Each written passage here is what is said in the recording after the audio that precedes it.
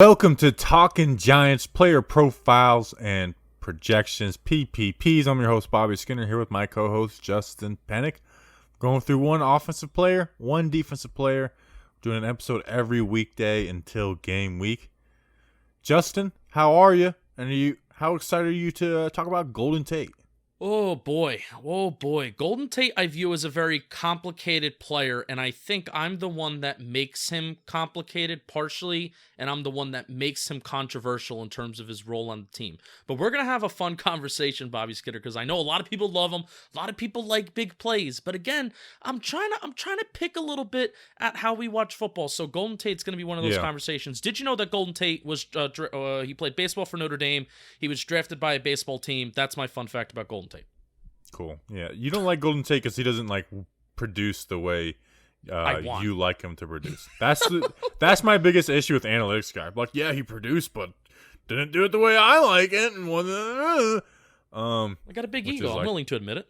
All right, so let's talk about Golden Tate. 5'10", 197 pounds, 32 years old. In 2010, he was the 60th overall pick in the NFL draft in the second round. Justin, his contract, 4 years, $37.5 million. This is year 2 of that. There is an out after the season where it would be $4 million of dead cap, and they would save $6 million of cap space. So not like a total out, but an out. Like if he gets cut next year, and if he doesn't perform, he gets cut next year, we're not freaking out about dead cap because it saves us money. It sets us up to make a move. Justin, in 11 games with the New York Giants after a 4-game suspension for PEDs, he played 11 games. He had 1 game where he missed against Green Bay after concussion in Chicago. He had 49 catches, 676 yards, 6 touchdowns, 13.8 yards per catch. Justin, at a 16-game rate, that would be 71 catches, 983 yards, and 9 touchdowns. I mean, what are your thoughts on the Tate man? All right, I wanna dive into some numbers first. I want to continue with this numbers theme, and then I want to have this whole nuanced conversation. So catch rate in 2019 was the lowest in his career besides his rookie season, but his yards per reception was almost 14. Bobby's already said both of those stats, which he hasn't had a season like that since 2012 to 2014. 2013, 2014 were 2 of his best years that he had in Seattle. So his average depth of target, however, was almost 10 yards, which was equal to Sterling Shepard. So you would think somebody who is averaging 14 yards per reception, that they're getting maybe more of a depth of target. They're being targeted a little bit further down the field. But take, for example, Darius Slayton. His average depth of target was 14 yards. So the fact that it was very similar to Sterling Shepard at 10 yards in terms of his depth of target, it's something that I don't know if it surprises me, but it's like one of those things I'm not very happy about. But there's a reason why there's such a discrepancy between the depth of target. Jones took more shots to Tate than he did Shepard, though.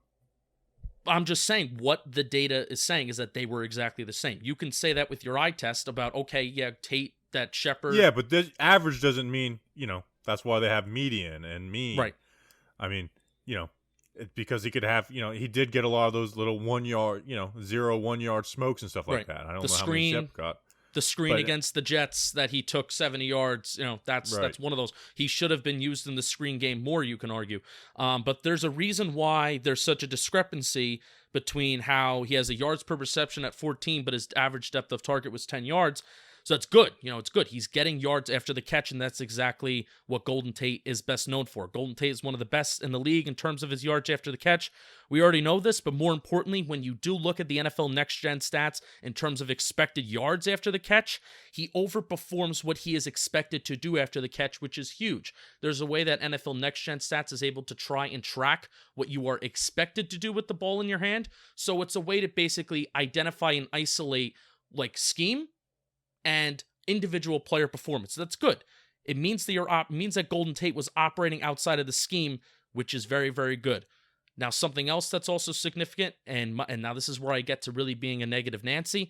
According to Player Profiler, his contested catch rate was 37%, and himself and Darius Slayton was towards the bottom of the league when it comes to average separation. So, Bobby, why I harp on average separation so much over and over and over again when it comes to Golden Tate is because Daniel Jones was the guy who was faulted for holding on to the ball for too long last year. But at the end of the day, whether it was because of Shermer's predictable scheme and predictable route running by these wide receivers, or the fact that some of our wide receivers just couldn't get open consistently besides Sterling Shepard, those things contributed to Daniel Jones holding on to the ball. If no one is open down the field, of course Jones is going to hold on to the ball, so he's the one that looks bad. And then just because Golden Tate is out here making these big plays and he's getting the yards after the catch, he's looking better, and Jones is the one that's looking worse. All right, so let's talk about that with Jones, because he played 9 games with Jones. He had 2 games with Eli Manning, and those were like some of his worst yards games besides his debut against Minnesota, where he didn't do much. So with Daniel Jones, he had 9 games, 47 catches, 614 yards, 5 touchdowns. That at a 16-game rate, and playing against good and bad competition, that's 84 catches, 1,092 yards, and 9 touchdowns. So you could say about separation, but he was productive. He made big plays. He's not going to be having the separation of a Julio Jones or anything, but out of the slot, he was productive. You usually can't go deep and take chances with guys in the slot. Tate was able to do that on wheel routes, whether it was crossing routes against Philly. He was able to do that kind of stuff. So he was even more productive with Jones than he was Eli, who's quicker trigger, who, you could say that the separation guys are better to work with, is those shorter guys.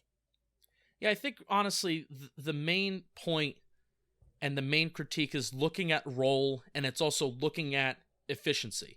Whereas why I love Sterling Shepard, and, I'll dive more into Darius Slayton numbers when his PPP comes, and why I kind of like Darius Slayton role better is because it's very clear that his role is expand the field.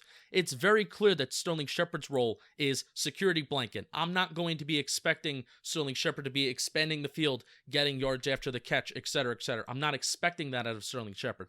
But Golden Tate is just in this in between, where I guess it's a good thing that he may not have a clearly defined role in any kind of way, where I don't know what his role is, and in terms of his efficiency, it isn't the best. His role is to get catches, yards, and touchdowns, and that's what Golden Tate did as a New York Giant last year.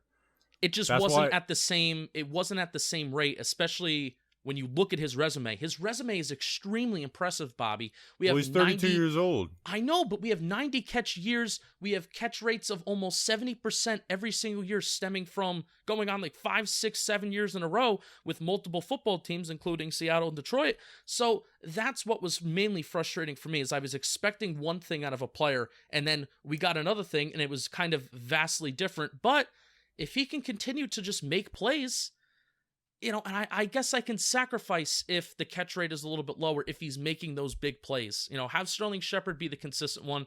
Have Darius Slayton, maybe even Darius Slayton could be the one to be a little bit more consistent in 2020 as well.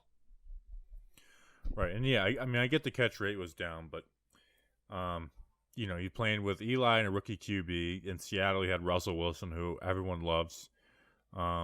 And then in Detroit, he was really good, and he's 32 years old. He's not I do agree that he doesn't get the most separation in the world, but I don't think he's at 32 years old. I don't think they expected him to be 2013, getting 1,000 yards or whatever it was.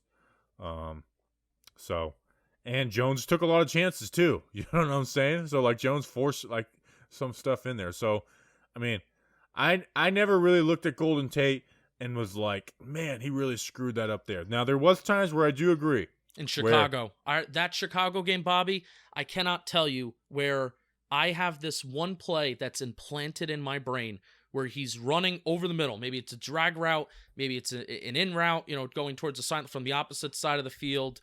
And there's nobody else in the middle of the field besides a linebacker, and he could not shake this linebacker. So, and you even talked about it at certain points last year. Smith. Yeah, you were even talking about it at certain points last year as well with Golden Tate about giving a lack of effort. So I like him as a player. He's a good player for the Giants, but I'm just here to tell everyone and try to be the one to pump your brakes about how much value he actually does bring to the team. It's going to be Shep. It's going to be Slayton.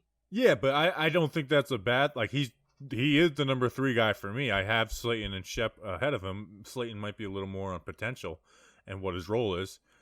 But I do have him behind it. But for a number 3 wide receiver, I love that. And that is kind of the story with these Giants wide receivers is there's no like clear-cut number one. It's a trio of three good guys. None of them are like great. We'll see what happens with Slayton. So, I mean, at 32 years old, like I'm not mad at Tate on his type of contract to be doing what he's doing for the New York Giants. Love him. Love the big playability. I really went in there. And he's swaggy. He is pretty swaggy. Oh, that sometimes he bugs me as a football player. So whenever he does certain things, that bugs me as well. Like walking in backwards in the end zone against New England. You don't like that? I love that stuff. That's Bobby's Banff kind of stuff. I love that.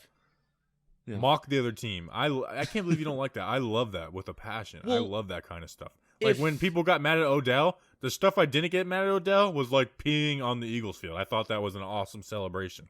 Well, I liked Odell, so that's why I'm fine with it. I liked Odell. That's why I liked that. I didn't like Golden Tate. That's why I didn't like that. So I know I have a bias. So you know me. Again, we're fans. I have a bias against Golden Tate. Just know that heading into 2020. You can hate me for it. I hope you don't permanently hate me. But that's the one spot where I have a bias, and I will admit my biases. But he's good. But what's the bias? I don't get it. The bias is that I just don't fully like him as a football player. I don't like what he fully brings to the team. All right. Well, I do. So, all right. Let's take a break and cut it to Darnay Holmes.